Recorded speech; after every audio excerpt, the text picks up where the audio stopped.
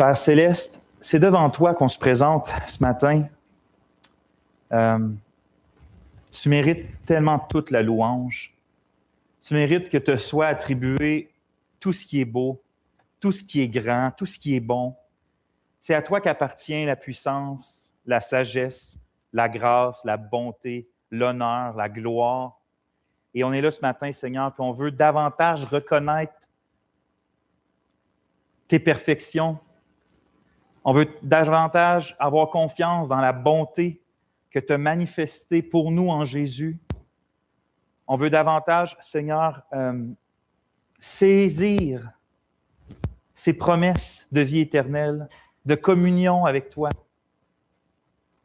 On espère surtout que ces vérités-là soient chaudes dans nos cœurs, mais aussi qu'elles produisent dans nos vies des comportements qui correspondent à ces vérités-là.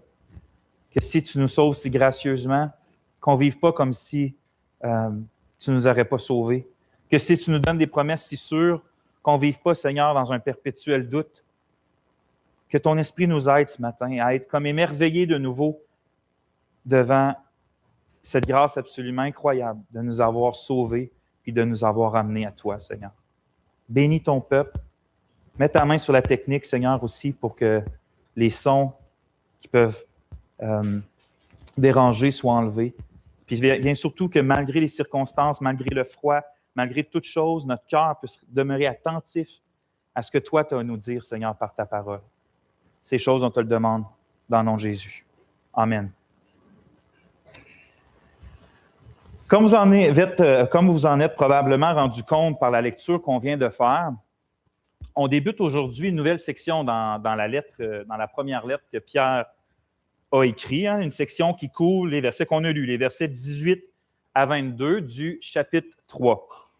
Mais en disant une nouvelle section, c'est le même que je me suis exprimé, il ne faut pas penser que c'est une nouvelle section qui est complètement déconnectée de la section qu'on a adressée avec plusieurs messages dans les dernières semaines. Je vous fais remarquer qu'au verset 18, c'est écrit, ça commence par le mot « car ». C'est une conjonction qui lie les deux sections ensemble, qui renvoie à l'ensemble des idées que Pierre avait écrites dans des versets, on pourrait dire 8 jusqu'à 17, mais au moins des versets 13 jusqu'à 17.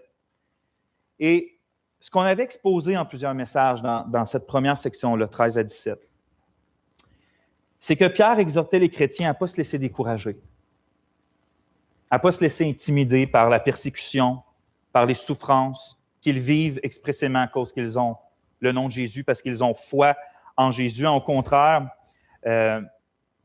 Pierre les exhorte à faire continuellement de Jésus le trésor suprême de leur cœur, de le sanctifier dans leur cœur, de garder tellement les yeux sur la grâce assurée qui va leur être attribuée, pas attribuée, mais qui va leur être pleinement donnée à la fin des temps. En ayant Jésus dans leur cœur et les yeux par en avant, ils doivent continuellement avoir espoir en Dieu, puis continuer à persévérer, à être zélés, à faire du bien, puis à faire du bien même à ceux qui leur font du mal. C'est après avoir exhorté comme ça les versets 13 à 16, juste avant, je ne sais pas si vous êtes sur la technique juste pour le petit son, c'est bon, juste au moins je sais qu'il y a quelque chose qui va... Je pense que c'est moi que ça dérange le plus, mais on fait confiance à nos techniciens en arrière. Donc, après avoir exhorté comme ça, versets 13 à 16, Pierre, il arrive au verset 17, puis il dit « Car il vaut mieux, si telle est la volonté de Dieu, souffrir en faisant le bien qu'en faisant le mal. » Et on a fini la dernière prédication sur ça. Simplement dit, il conclut cette section-là en affirmant qu'il y a une énorme valeur. Il y a quelque chose de précieux dans la souffrance que le Seigneur permet, dans sa volonté, que ses chrétiens, ses enfants subissent pour son nom, à différents moments, pour différentes raisons. Mais il y a une valeur là-dedans. Pour le dire autrement, nos souffrances en tant que disciples de Jésus ne sont jamais hasardeuses, comme ça l'arrive, puis il n'y a pas de cause, puis il n'y a pas de but. C'est jamais vain, comme vide de sens, c'est jamais insignifiant. Nos valeurs que Dieu permet dans sa volonté qu'on subisse, c'est nos souffrances qu'il permet qu'on subisse à cause de son nom. Il le permet, mais c'est parce qu'il y a un but, il y a une valeur. Et c'est alors qu'il vient juste de dire ça, que Pierre introduit au verset 18 la nouvelle section qu'on débute aujourd'hui. Et il l'introduit en disant « Car aussi Christ a souffert une fois pour les péchés, le juste pour les injustes, afin de nous emmener à Dieu. » Est-ce que vous remarquez ce que l'Esprit Saint fait ici?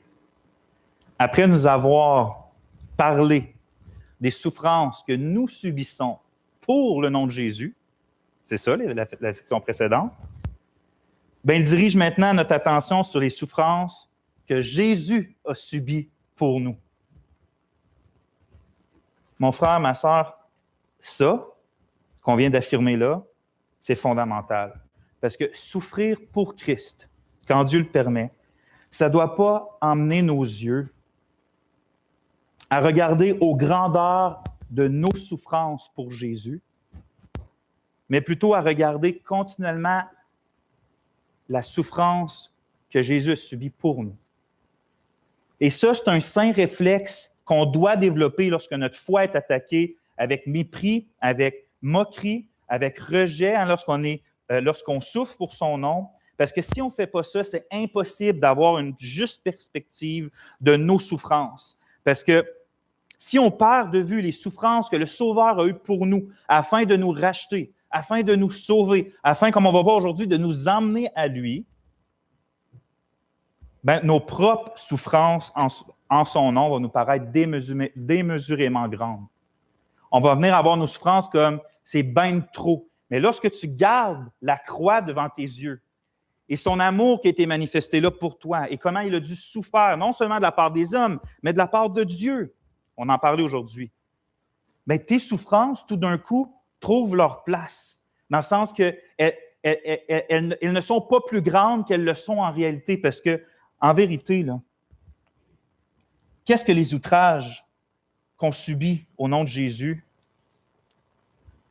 en face des outrages que lui, il a reçus pour nous sauver? Vous voyez, quand on regarde les souffrances de Christ, les nôtres prennent leur place.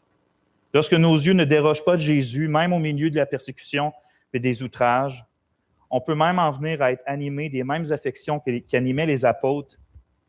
Et on lit qu'en Actes 5, 41, après avoir été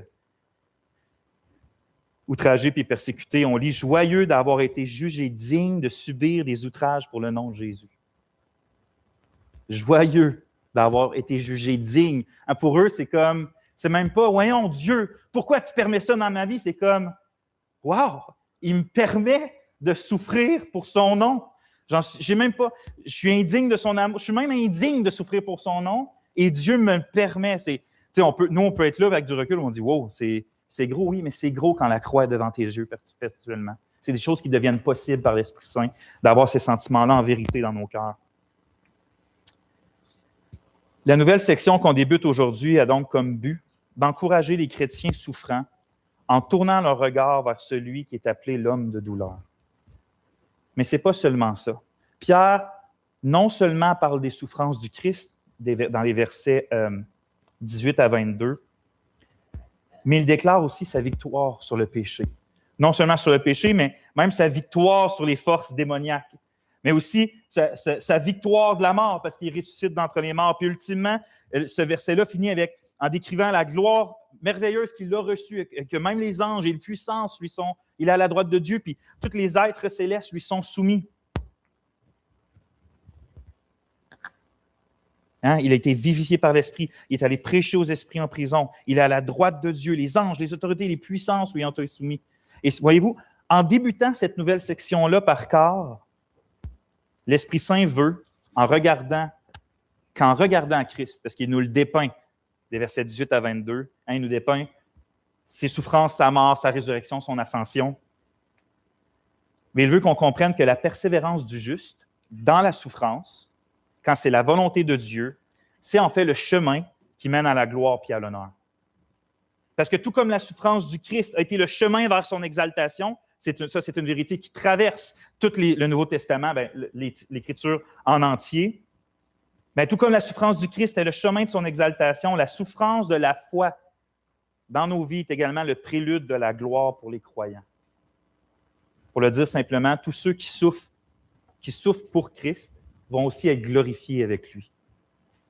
Et je pense que Pierre emmène ce passage-là pour tourner nos yeux vers Christ, pour qu'on ait cette perspective-là plus large, que oui, on souffre en Christ, mais si on souffre en Christ et qu'on souffre avec lui, on souffre premièrement, on est jugé digne de souffrir avec lui, pour celui qui a souffert pour nous. Mais on voit aussi le pattern que ne sont pas en vain, encore une fois, nos souffrances.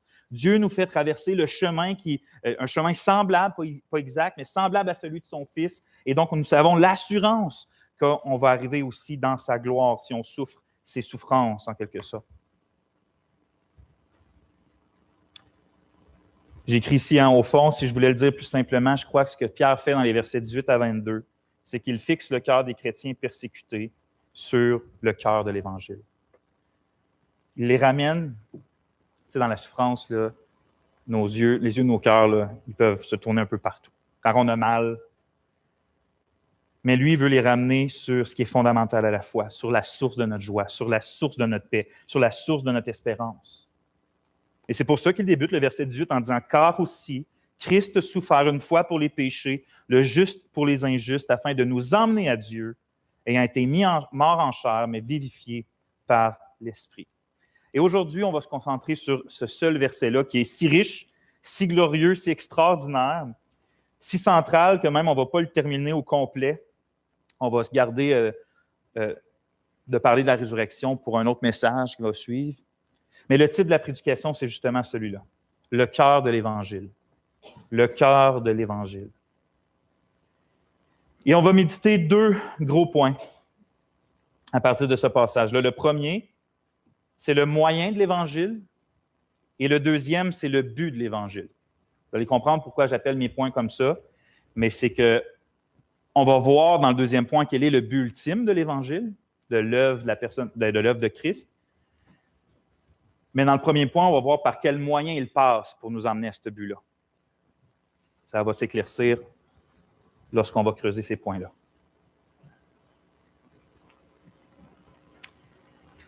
Seigneur, mon cœur est toujours tremblant lorsque c'est le temps de parler de tes souffrances. Comme Charles Spurgeon, ton serviteur, disait que lorsqu'on médite sur Gethsémane, entre autres, on devrait enlever nos souliers parce qu'on marche sur une terre sainte. Qu'aujourd'hui, Seigneur, on part une foi humble, puis une foi nourrie devant ce que tu as dû souffrir pour nous, puis aussi être réconforté par le but pour lequel tu as souffert pour nous, puis qu'on peut juste en sortir, Seigneur, avec une joie exubérante, puis une confiance renouvelée dans qui tu es, puis dans ce que tu as fait. Amen.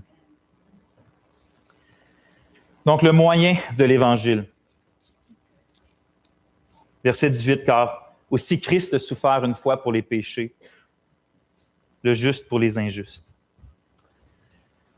Tout comme les chrétiens souffrent présentement, c'est écrit « Christ aussi a souffert ». Mais il ne faut pas faire l'erreur que les souffrances des chrétiens et les souffrances du Christ sont de la même ampleur, mais surtout pas non plus de la même nature. Ce n'est pas en vain, bien-aimé, que dans Isaïe 53, Isaïe prophétise sur Jésus, sur le Messie, en disant qu'il est l'homme de douleur et habitué à la souffrance. Sa vie terrestre, depuis sa naissance jusqu'à sa mort, mais en particulier lors de son ministère terrestre et encore plus en particulier lors de la Passion, fut marquée par la douleur, fut marquée par la souffrance. Et pourtant, il n'y a jamais une seule de ces souffrances, jamais une seule de ces douleurs qui était le résultat d'une erreur de sa part, d'une injustice qu'il aurait fait, d'un péché qu'il aurait commis ou d'un manque de sagesse, un manque de discernement. Tu sais, nous, souvent, une grande part de nos souffrances qu'on s'inflige nous-mêmes. Hein? Jésus, non. Il n'y a aucune de ces souffrances qui est le résultat d'un propre manquement en lui. Au contraire, hein, notre passage, ça dit qu'il est le juste, hein, qu'il est le juste pour les injustes. Donc, il est juste. Puis en disant qu'il est juste, ça ne veut pas dire seulement qu'il est le juste en passant. Il n'est pas un juste parmi d'autres. En fait, il est le seul juste qui justifie les autres, mais il n'a qu'un seul juste en lui-même et c'est Christ. Mais en disant qu'il est juste, ce n'est pas juste qu'il n'a pas péché, qui est vrai. Ce n'est pas juste qu'il n'y a jamais eu de mauvaise pensée, ce qui est vrai. quand tu es juste comme Jésus, quand tu es juste et que tu pratiques la justice, Jésus a aimé Dieu de tout son cœur, de toute son âme et de toute sa force à chaque milliseconde de sa vie. Il n'y a pas eu une variante dans ça. Il a aimé son prochain comme lui-même à chaque seconde de sa vie. Il n'a jamais eu une inclinaison de péché. Il est juste. Ainsi, il n'y a aucune douleur qu'il a subie qui est due à une faute en lui ou qui est à cause de lui. Parce que comme le dit Isaïe 53, verset 4 encore, ce sont nos souffrances qu'il a portées. C'est de nos douleurs qu'il s'est chargé. Donc, il est l'homme de douleur habitué à la souffrance. Quelle douleur, quelle souffrance? Nos douleurs, nos souffrances. Peut-être que tu te demandes, c'est quoi ça veut dire qu'il a porté nos souffrances? Sais-tu que chaque fois que moi, Vincent, je me suis fait mal, ça veut dire Jésus a ressenti ce mal-là, il l'a mis dans un sac, puis là, quand c'était le temps, il l'a ouvert, puis il a ressenti le mal à ce moment-là précis que j'ai eu mal. C'est pas ça que ça veut dire, mais pas du tout. C'est pas nos souffrances dans ce sens-là. Les souffrances et les douleurs que Jésus a portées, c'est les souffrances et les douleurs que méritent nos péchés. C'est pour ça que notre passage précise que Christ a souffert une fois pour les péchés. Notre génération l'a oublié, ça, mais le péché mérite le jugement, puis le péché mérite la condamnation de la part de Dieu. On vit dans une époque que c'est très mal vu, ça, entendre ça. Mais c'est la vérité. Le péché est si horrible, si laid, si dégueulasse, si anti-Dieu, si déshonorant. Le péché mérite la condamnation et le jugement. S'il y a tant de souffrance sur la terre, là, oui, les hommes pécheurs ils ont du mal dans leur cœur puis ils font du mal, mais la souffrance sur la terre, ce n'est pas juste un résultat du mal que les hommes se font entre eux. C'est aussi parce que notre monde, la Bible dit, notre terre a été maudit par Dieu lui-même. Dieu a maudit la terre à cause de l'homme. Tu me dis, Dieu a maudit le monde, vraiment? Pourquoi? La Bible est claire, à cause du péché. S'il y a des difficultés, s'il y a de la souffrance, s'il y a la mort, c'est parce que l'humanité s'est détournée de Dieu dans le péché. Paul dit en Romains 5, « Par un seul homme, le péché est entré dans le monde, et par le péché, la mort. Et qu'ainsi la mort s'est étendue sur tous les hommes, parce que tous ont péché. » Voyez-vous, Dieu est tellement miséricordieux, tellement patient envers l'humanité qui est rebelle à lui. Il manifeste tellement chaque jour sa bonté commune, sa grâce commune, même vers ceux qui lui crachent au visage. Le monde est encore là, il n'est pas détruit. Ce n'est pas que malheur par-dessus malheur. Regardez, à Rouen, la plupart sont non-croyants, puis beaucoup vivent, se plaisent de la vie, se réjouissent de la vie. Dieu est tellement bon envers les hommes que le cœur dur des hommes tend à oublier que le monde est sous sa malédiction aussi, que la colère de Dieu pèse sur le monde.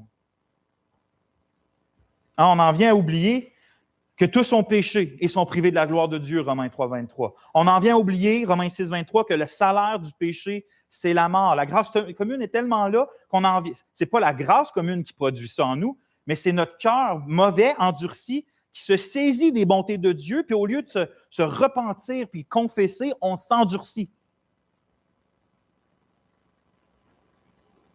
On oublie que sans Jésus, on est sous une malédiction insupportablement souffrante. Juste pour vous donner une idée, dans la loi, Moïse, il y avait des malédictions qui étaient dites pour ceux qui ne marchaient pas dans la loi de Dieu. Je vais vous en lire juste une partie. Deutéronome 28. « L'Éternel enverra contre toi la malédiction, le trouble et la menace, au milieu de toutes les entreprises que tu feras, jusqu'à ce que tu périsses promptement à cause de la méchanceté de tes actions qui t'aura porté à m'abandonner.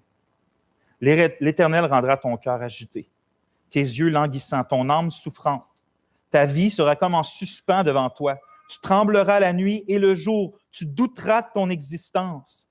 Quand, dans l'effroi qui remplira ton cœur et en présence de ce que tes yeux verront, tu diras le matin, puisse le soir être là, et tu diras le soir, puisse le matin être là. Tu veux savoir quelles sont les souffrances que Jésus a portées? Bien, c'est ça, les souffrances que Jésus a portées. Il a porté sur lui-même la malédiction terrible qui pesait sur nos têtes à nous. Galates 3, Christ nous a rachetés de la malédiction de la loi, étant devenu malédiction lui-même. Il est devenu malédiction pour nous.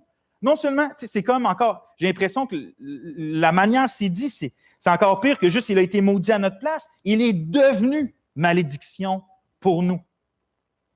Imaginez, notre Jésus est devenu malédiction pour nous. Jésus, ce n'est pas l'homme de douleur uniquement parce qu'il a été persécuté puis méprisé par ses contemporains. Il est l'homme de douleur parce que sur la croix du Calvaire, sur Golgotha, il est devenu malédiction. Il a été maudit par Dieu. Dieu le maudit de notre malédiction. Un autre verset dit que Jésus a été mis à mort en chair parce qu'il est mort. Mais en vérité, s'il est mort, ce n'est pas parce que les hommes l'ont crucifié. S'il est mort, ce n'est pas parce que les Romains l'ont tué. Il n'y a personne qui pouvait enlever la vie du Seigneur Jésus. Lui, il avait le pouvoir de la donner et de la reprendre. Mais comme on l'a dit, le salaire, puis comme on l'a dit, le salaire du péché. La mort, c'est le salaire du péché. Jésus était sans péché. C'est le seul qui était juste au point de ne pas avoir la conséquence du péché. Et donc, pourquoi? Il ne devait pas mourir, mais il est mort. Mais pourquoi il est mort? Il est mort parce que sur cette croix-là, il a volontairement offert sa vie pour nos péchés, en sacrifice pour nos péchés, et que Dieu a compté l'amas, la condamnation qu'on avait sur nos têtes à cause de nos péchés, puis il les a mis au compte du Seigneur Jésus-Christ, puis il l'a puni comme un coupable à notre place. C'est ce qui se passe à la croix. C'est ce qui se passe sur le mont Golgotha. Il était blessé pour nos péchés, dit Ésaïe. Il est brisé pour nos iniquités. Le châtiment qui nous donne la paix est tombé sur lui. L'Éternel a fait retomber sur lui l'iniquité de nous tous. Notre Sauveur a été condamné de notre condamnation. Moi, là, j'étais un menteur, un fornicateur, un orgueilleux, un égoïste. Or, pour que mes péchés soient pardonnés, il fallait que mes péchés soient jugés. Puis il fallait que Jésus soit jugé sur cette croix-là pour mes péchés. Ce qui veut dire que Jésus, pour que moi je puisse être pardonné, c'est que Jésus, sur cette croix-là, il a été jugé comme un menteur. Il a été jugé comme un fornicateur. Il a été jugé comme un orgueilleux. Il a été jugé comme un égoïste. Dieu a puni son Fils à ma place. À ma place. Puis après ça, il y a des gens non-chrétiens qui me demandent, qui ne comprennent pas, mais pourquoi toute ta vie est centrée sur Jésus? Pourquoi ma vie est centrée sur Jésus? Tu veux qu'elle soit centrée sur quoi d'autre? Sans lui, j'ai absolument rien. Sans lui, tu n'as absolument rien. On n'a rien sans lui. Tu veux qu'on la centre sur quoi? Notre vie. Il est tout ce qu'on a, puis frères et sœurs, où qu'on pourrait, qu'est-ce qu'on pourrait avoir d'autre? Où regarder si ce n'est pas à Jésus? Qu'est-ce qu'on a ailleurs? Qu'est-ce qu'on aurait d'autre si Christ n'avait pas souffert une fois pour les péchés? Parce que nous sommes les injustes du verset 18. Hein? Puis si tu veux pouvoir avoir part à l'œuvre du Christ, si tu veux avoir part à Christ de souffrir une fois pour les péchés, ben tu dois te considérer dans le juste pour les injustes. Si tu n'es pas dans la catégorie injuste, c'est pas pour toi ce verset-là. Mais tu veux qu'il soit pour toi. Donc tu dois reconnaître que tu es dans le verset 18. Tu as une place dans le verset 18, c'est injuste. C'est là que tu es. C'est là que je suis. On mérite tout sauf la grâce. Et pourtant, frères et sœurs, Jésus le juste est mort justement pour ces injustes-là. Sans lui, qu'est-ce qu'on a? On a une attente terrible du jugement éternel qui pèse sur nos têtes. Enlève Jésus de l'équation, c'est tout ce qu'on a. Mais on a maintenant Jésus-Christ. Ce Christ-là qui a donné sa vie en sacrifice pour les péchés de tous les injustes qui allaient se confier en lui et qui se confient en lui. Toi, est-ce que tu crois en lui? Est-ce que toi, tu te confies en lui? Venir à l'Église, là, c'est bien. Essayer de mettre ta vie en règle selon les standards de Dieu, les standards de la Bible, c'est bien aussi. Mais il n'y a rien de ça qui peut te sauver de la malédiction et de la colère à venir. Venir à l'Église ne peut pas te sauver de ça. Essayer de mettre en pratique la Bible, ça ne peut pas te sauver de ça. Jamais tu vas pouvoir courir assez vite puis courir assez bien pour fuir la colère qui s'en vient. Du Dieu qui voit tout et qui est partout. Réalise, mon ami, que si tu meurs sans Jésus, tu vas faire face de plein fouet à une malédiction qui est éternelle, sans aucune possibilité de pouvoir t'en échapper. Hein? Hébreux 9, il est réservé aux hommes de mourir une seule fois, après quoi vient le jugement. Or, Dieu t'offre aujourd'hui une possibilité. Il n'aura plus tard de possibilité, mais Dieu t'offre aujourd'hui, aussi longtemps qu'on peut dire aujourd'hui, il t'offre une possibilité d'échapper à la malédiction qui pèse sur ta tête, d'échapper au jugement qui s'en vient. L'Évangile t'offre le moyen, c'est le nom du point, hein? L'Évangile t'offre le moyen d'éviter la malédiction et la condamnation. Et c'est quoi ce moyen-là? C'est que l'Évangile, c'est que Dieu, dans l'Évangile, dans la personne de Jésus, t'offre de te donner gratuitement un avocat qui va rester avec toi puis qui va t'accompagner devant le trône de Dieu. Tu me dis un avocat? Oui, un avocat, mais pas n'importe lequel des avocats. 1 Jean 2, 1, si quelqu'un a péché, c'est-tu toi ça? C'est moi en tout cas. Si quelqu'un a péché, nous avons un avocat auprès du Père, Jésus-Christ le juste. Il est lui-même une victime expiatoire pour nos péchés. Vois-tu, tu as vraiment juste deux possibilités, deux options. Si tu crois vraiment que tu peux te présenter devant le trône de Dieu, puis défendre ta cause toi-même, puis d'aller là, puis de présenter tes accomplissements, puis de présenter tes œuvres, puis tes propres vêtements, bien, tu peux rejeter l'Évangile, puis décider de prendre ta chance, puis d'aller te présenter devant Dieu. Ça, c'est une des options que tu as. Mais si tu es comme moi, par exemple, puis que tu es absolument certain que tu n'as aucun secours en toi-même, puis que tu es complètement sûr d'être perdu puis condamné si je me présente devant ce Dieu-là, je le sais, j'en suis convaincu, mais si tu es comme moi, tu peux saisir l'offre de Dieu, puis faire confiance à Jésus, qu'il va t'accompagner et qu'il, lui-même, ce n'est pas tes œuvres que tu vas présenter, ce n'est pas pour tes péchés que tu vas être condamné. Non, Jésus, c'est ses œuvres qui seront présentées et tes péchés auront déjà été payés en lui. Fait que tu as le choix, tu te présentes toi-même ou tu te présentes avec l'avocat que Dieu t'offre. Tu te présentes d'aller te présenter là puis dire « J'espère que mes œuvres vont être suffisantes puis que je ne payerai pas trop pour mes péchés » ou tu vas te présenter là en disant les œuvres dont Jésus, en faisant confiance que les œuvres de Jésus sont suffisantes puis qu'il a déjà tout payé pour tes péchés. C'est les deux seules options. Il n'y a pas de purgatoire, il n'y a pas de zone grise. Tu te présentes seul ou tu te présentes avec Jésus. Moi, j'ai choisi de reposer mon âme puis ma vie, sur le Sauveur qui a souffert une fois pour les péchés. Toi aussi, fais-lui confiance, confesse son nom dans les eaux du baptême, puis sois assuré qu'il n'y a maintenant aucune condamnation pour ceux qui sont en Jésus-Christ.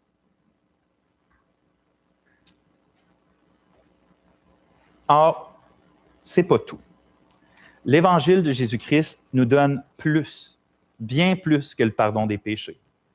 Tu me dis plus que le pardon des péchés, bien plus que le pardon des péchés. Puis ça nous conduit au deuxième point de la prédication.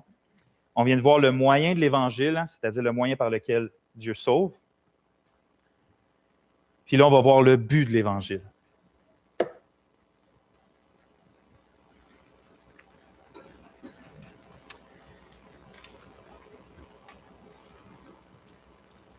Verset 18, « Car aussi Christ a souffert une fois pour les péchés, le juste pour les injustes, afin de nous emmener à Dieu. »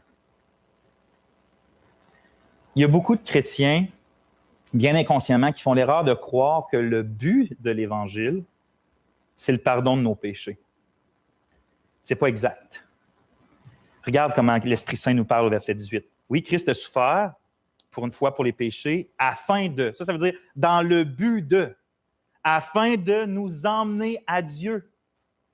Christ est mort pour les péchés, oui, mais pourquoi?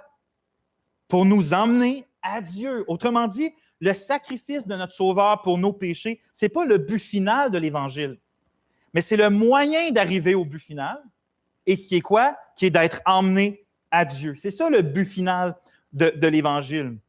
Voyez-vous, frères et sœurs, parce que le péché, c'est pas... On a parlé tantôt de ses graves conséquences et tout ça, mais en réalité, même le péché, ce n'est pas notre plus grand malheur.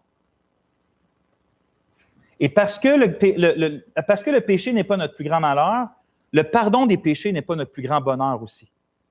Je m'explique. Si le péché nous est si désastreux,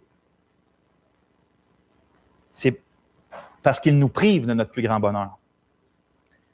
Parce que par le péché, on a été chassé en dehors du Jardin d'Éden, c'est-à-dire en dehors de la jouissance, de la présence infiniment satisfaisante de notre Créateur. On a été ultimement été créé pour avoir le bonheur suprême en Dieu. Dieu voulait d'un peuple qui s'exalte éternellement en lui, d'un peuple qui danse d'allégresse devant lui, un peuple qui a une joie débordante, un peuple qui est toujours dans l'action de grâce, qui reçoit tellement de lui qu'il lui redonne un action. Dieu voulait que son peuple trouve sa joie. Il voulait être glorifié dans la joie que son peuple prend en lui. Ainsi, notre âme ne peut pas être ce qu'elle est, censée être, sans une communion perpétuelle, une communion expérimentale du Dieu de notre âme. Il est l'unique fontaine de vie qui désaltère le cœur, puis il est le festin spirituel unique qui peut remplir notre âme. Le Dieu trinitaire, c'est l'unique source du bon. C'est l'unique source du beau. C'est l'unique source de l'émerveillement, du merveilleux. Sans une communion véritable et spirituelle avec lui, l'âme est aveugle, puis elle est sourde, et l'âme est dure. Elle ne peut pas admirer les splendeurs lumineuses qui sortent de Dieu. Elle n'entend pas l'âme, la musique qui accompagne toujours où Dieu va, où Dieu est, ce que Dieu fait. Il y a une musique absolument extraordinaire. Vous savez, je parle de manière artistique, mais vous comprenez que j'essaie juste d'exprimer le fait que l'âme ne saisit pas Dieu, ne peut pas le voir ni l'entendre. Autrement dit, une âme séparée de Dieu, c'est une âme vide, et donc c'est une âme avide, une âme qui languit, qui a soif de quelque chose. Et voilà donc ce qui rend notre péché si désastreux pour notre âme, c'est qu'à cause de notre péché, on est séparé de Dieu. Et c'est ça notre plus grand mal. Notre plus grand mal n'est pas le péché lui-même, c'est le fait que le péché nous sépare de notre seule source de bonheur, qui est Dieu. On ne peut plus être maintenant, sans Dieu, on ne peut pas être ce qu'on est censé être. Le bonheur, le vrai, c'est plus accessible. On est condamné à être des brebis errantes qui cherchent désespérément à combler le cœur, le vide qui grandit à l'intérieur de nous. On essaye tout, puis tout ne fonctionne pas. Il n'y a rien qui fonctionne.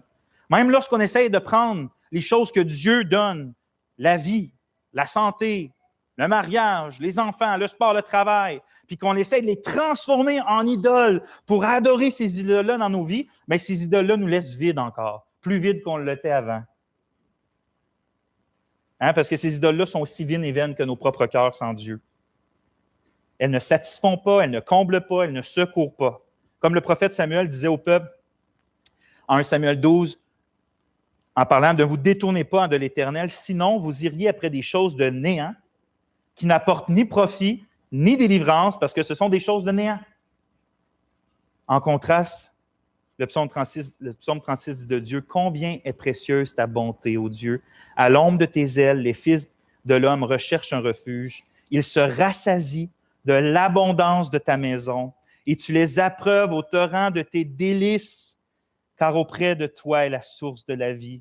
Par ta lumière, nous voyons la lumière. » Il apparaît donc clairement que le plus grand désastre de l'humanité, ce n'est pas le péché lui-même, mais c'est la perte d'Éden. C'est-à-dire, c'est la séparation d'avec Dieu. Ainsi, ce que tu as le plus de besoin, et ce que j'ai le plus de besoin, ce n'est pas le pardon des péchés lui-même, mais c'est de retrouver Éden. c'est de retrouver la présence de mon Dieu, la présence du Créateur. Autrement dit, notre plus grand besoin, c'est d'être réconcilié avec Dieu, ou, pour utiliser les mots de notre passage, d'être emmené à Dieu, d'être ramené à Dieu. L'Esprit Saint, c'est ce qu'il nous dit dans notre passage. Christ a souffert une fois pour les péchés afin de nous emmener à Dieu. Et c'est ça le but ultime de l'Évangile. J'aime comment John Piper l'écrit. Je vous le cite dans son livre « Dieu et l'Évangile ». Tous les événements et toutes les bénédictions de l'Évangile ne sont que des moyens de franchir les obstacles qui nous séparent d'une connaissance et d'une jouissance profonde de Dieu. La propitiation, la rédemption, le pardon, l'imputation, la sanctification, la libération, la guérison, le ciel, tous ces éléments ne sont une bonne nouvelle que dans la mesure où ils nous mènent à Dieu, en qui nous trouvons notre plaisir pour l'éternité. Réalisons-nous, frères et sœurs, que ce n'est pas le pardon des péchés qui désaltère et qui nourrit notre âme. C'est Christ.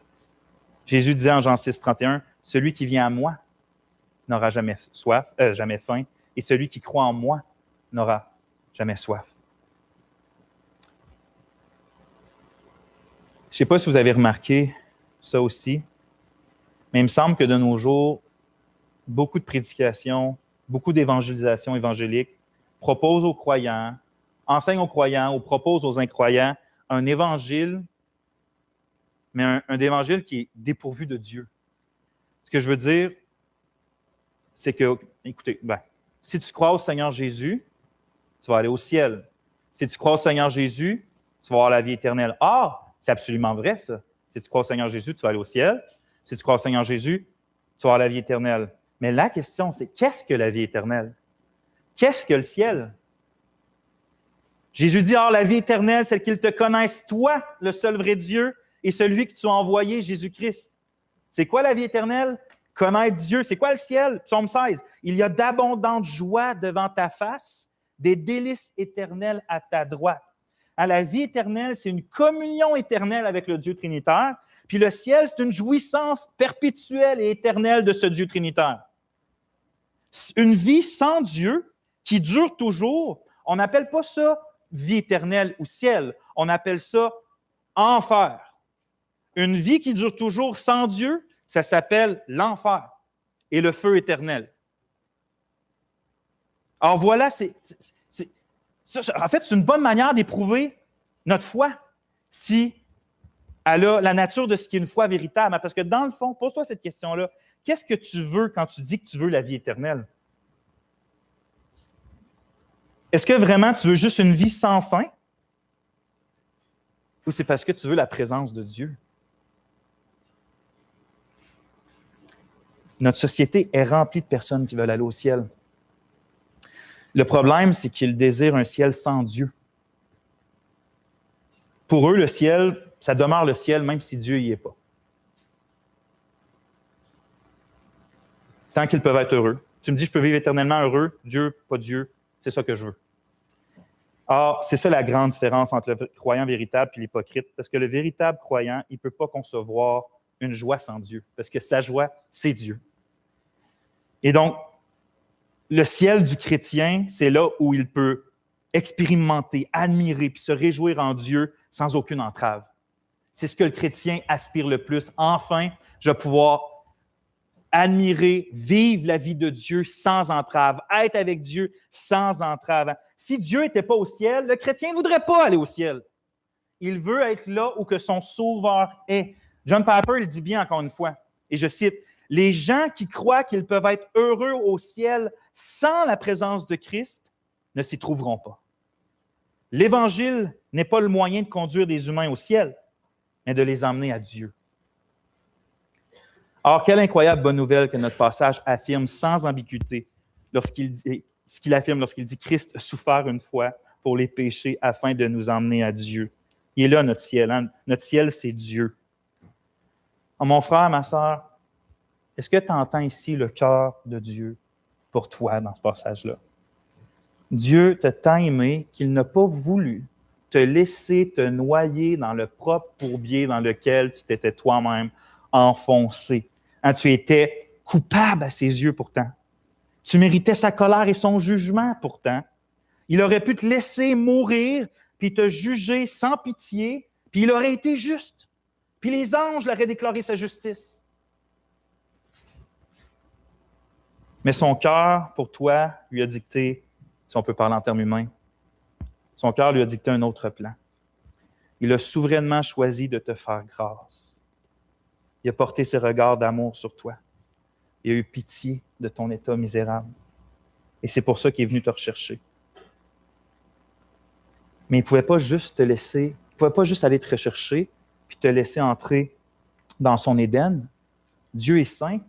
Il ne peut voir le mal. Il ne pouvait pas juste faire comme si tu n'étais pas corrompu de fond en comble, comme si tu n'avais pas de péché, comme si tu n'étais pas coupable. Il ne pouvait pas faire ça, Dieu. Il ne peut pas se renier lui-même en sauvant. Alors regarde, son Fils est venu pour toi. Celui qui n'a point connu le péché, dit Paul. Ça, c'est Jésus. Il l'a fait devenir péché pour nous, afin que nous devenions en lui justice de Dieu.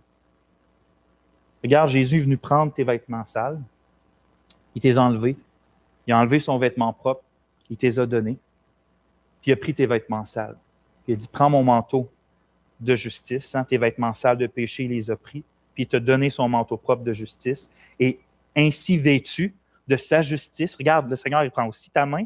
Puis là, il t'emmène vers les parvis éternels. Il t'emmène vers Éden. Les portes, tu arrives à Éden, les portes sont ouvertes, sont plus fermées. Il n'y a plus d'anges avec des flammes enflammées dessus. La présence, le temple de Dieu, t'es ouvert. Il dit, viens. Tu es surpris, la porte est ouverte, aucune difficulté. Jésus te prend par la main, il te fait entrer. Qu'est-ce que tu ne vois pas quand tu rentres? Tu vois le Père qui court vers toi, les deux bras grands ouverts, puis qui dit, mangeons et réjouissons-nous car mon Fils que voici était mort et il est revenu à la vie. Il était perdu et il est retrouvé.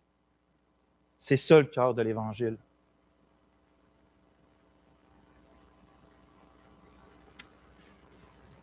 Or, j'ai maintenant une question pour chacun d'entre nous. Si Christ a effectivement souffert pour les péchés, le juste pour les injustes, afin de nous emmener à Dieu, frères et sœurs, pourquoi vivons-nous si souvent comme si on était encore hors d'Éden? Autrement dit, pourquoi ça arrive si souvent dans nos vies qu'on se tient éloigné du Seigneur comme si on n'avait pas été ramené par le Seigneur? Chaque jour, il y a des milliards d'hommes et de femmes qui se dépensent corps et âme afin de trouver une supposée fontaine de jouvence qui va finir par les remplir. Ils se débattent. Nous, on a un accès immédiat. On a un accès entièrement libre au fleuve qui sort du trône de Dieu même. Alors pourquoi hésiter à poursuivre la présence divine? Pourquoi nous tenir si souvent éloignés malgré la vérité de l'Évangile? Puis pourtant, je me pose ces questions-là, puis l'Esprit est clair. Nous avons, il dit ça en hébreu, hein, nous avons, au moyen du sang de Jésus, une libre entrée dans le sanctuaire. Ça, c'est le temple. Une libre entrée dans le sanctuaire par la route nouvelle et vivante qu'il a inaugurée pour nous au travers du voile, c'est-à-dire son corps, sa chair. Et nous avons un souverain sacrificateur établi sur la maison de Dieu. Approchons-nous donc avec un cœur sincère, dans la plénitude de la foi, les cœurs purifiés d'une mauvaise conscience. C'est le sang de Jésus qui purifie ta conscience. Là, je sais, tu te sens sûrement mal de ne pas assez prier. Tu te sens sûrement mal de ne pas assez lire la Bible. Tu te sens probablement mal de ne pas parler de Jésus assez aux autres. Ta conscience peut-être t'accuse de mille et une choses. Et c'est pour ça que notre passage dit « le juste pour les injustes ». Toi puis moi, qui lui font confiance, on est des pécheurs injustes, sauvés par la grâce du Sauveur qui a souffert pour nos péchés. Et tant et aussi longtemps qu'on va être de ce côté-ci du paradis, on va avoir des bons moments, on va avoir un combat, on va avoir des bons moments puis des mauvais moments.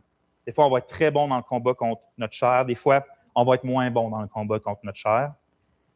Ça peut aller comme ça. Mais tu sais quoi? Notre Seigneur Jésus, lui, il ne change pas.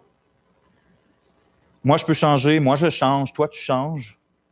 Lui, il ne change pas. Puis la justice de laquelle il nous a couverts, c'est une justice qui ne se flétrit pas non plus. Sache donc ceci, les portes du temple de la présence de Dieu sont encore pleinement ouvertes pour toi qui fais confiance à Jésus. Ta conscience t'accuse de péché. Ce qu'il faut que tu fasses, ce n'est pas de fuir loin de Dieu comme Adam le fait. Il faut plutôt que tu ailles au pied du Christ, lui confesser, te repentir et croire. Croire et lui faire confiance. Il ne faut surtout pas que tu te prives de la grâce de Dieu dans laquelle tu as été installé par Dieu. Christ est venu te chercher, il t'a ramené, il t'a fondé sur la grâce de Dieu dans le temple. Tu ne peux pas aller chercher ailleurs d'autres choses, tu dois rester fondé là. Hein, le véritable chrétien qui s'éloigne, ça l'arrive, puis qui s'égare, ça l'arrive pour un temps, mais ce n'est pas comme une brebis qui se serait perdue dans le désert, loin du jardin de Dieu. Ça, c'est ça qu'on est avant d'être sauvé. On est des brebis égarées qui vont partout sur la terre, loin de Dieu. Mais les chrétiens qui s'éloignent, c'est plutôt une brebis qui se perd, oui, qui se perd stupidement, mais elle se perd dans le jardin de Dieu. Ce que je veux dire par là, c'est qu'elle est toujours dans le jardin. La présence de Dieu est toujours là, pleinement accessible, pleinement disponible, mais c'est la petite brebis qui pense être cachée dans un buisson, qui se ferme les yeux. Mais Dieu ne l'a pas chassée, Dieu n'est pas sorti du jardin, alors Dieu appelle la petite brebis, puis lui dit, « Allez, sors d'où tu es, je sais, t'es où? » Mais la petite brebis répond, « Non, j'ai péché. Je sais, c'est pour ça que je te dis de sortir et de venir. Non, je suis indigne. On va mettre quelque chose au clair, je vais te le rappeler. Ce n'est pas à cause que tu es digne que de rentrer ici, premièrement. Alors viens. Mais, non, pas de mais, fais juste venir.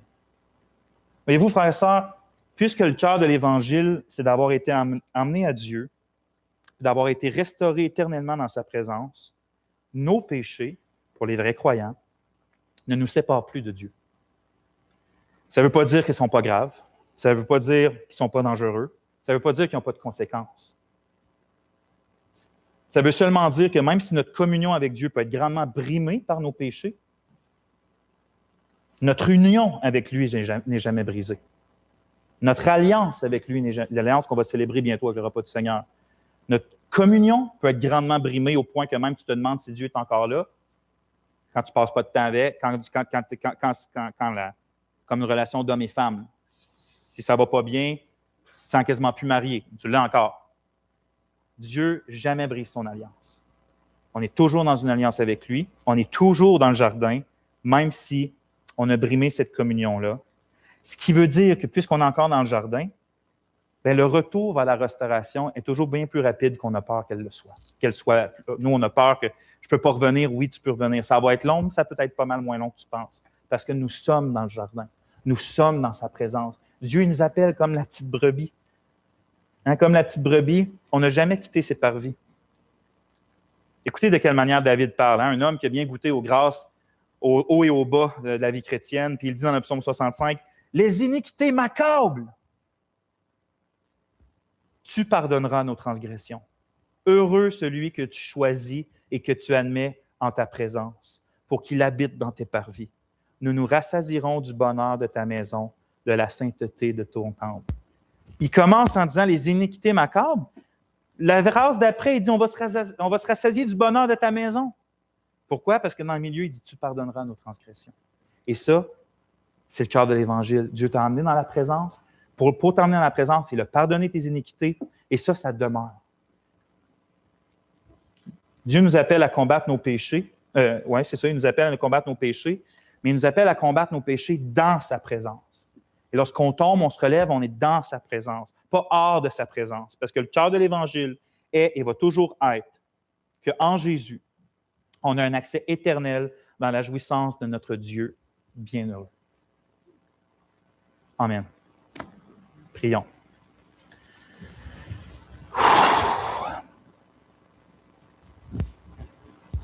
Merci, Seigneur, pour un salut si grand, une grâce si véritable.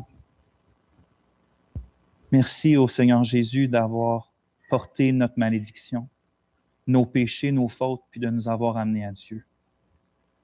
Que ton esprit nous soit donné sans mesure pour qu'on puisse véritablement connaître ta personne, ton œuvre, véritablement se réjouir de ce que tu nous donnes Père, s'il y a quelqu'un qui s'est éloigné de toi, je t'en prie que tes vérités entrent dans son cœur puis le ramènent.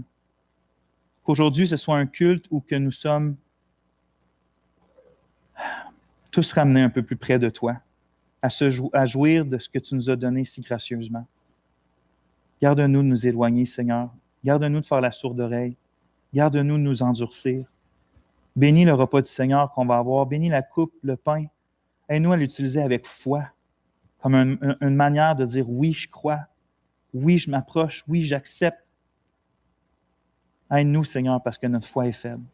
Mais notre confiance est dans ta grâce assurée.